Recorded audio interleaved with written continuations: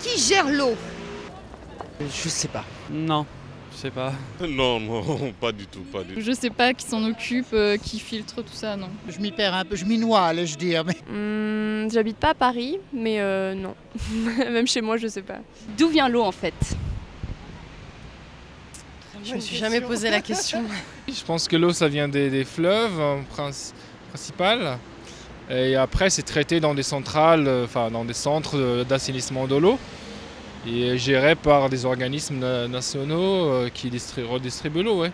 Déjà, c'est les municipalités ou les comités de communes qui gèrent l'arrivée de l'eau, de la rendre propre pour le consommateur. Des agences de l'eau, après il y a des privés, il y a des municipaux. Mais par rapport à tout ça, les moyens et le but n'est pas le même. Hein. Quel est votre avis sur la gestion de l'eau au niveau mondial? Au niveau mondial, je pense que si on ne fait pas quelque chose, de toute manière, dans moins d'une centaine d'années, il n'y aura pas d'eau pour tout le monde déjà. Dans certaines régions du monde, on voit plein de piscines, on voit de la richesse, on voit des personnes qui comptent pas, qui utilisent l'eau comme ça. Et dans d'autres régions, par exemple en Afrique, j'ai eu l'occasion d'y aller.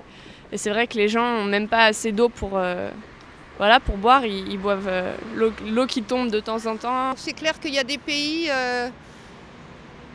qui doivent être certainement beaucoup plus conscients que nous, vivant en France, entre autres, je cite la France, de l'importance de l'eau parce qu'ils n'en ont pas, eux. On est originaire d'Algérie et pour se laver et pour l'eau en général, pour laver les vêtements, tout ça par exemple dans les villages, le camion, déjà c'est par camion-citerne, c'est 300 dinars pour à peu près 3 jours de consommation d'eau.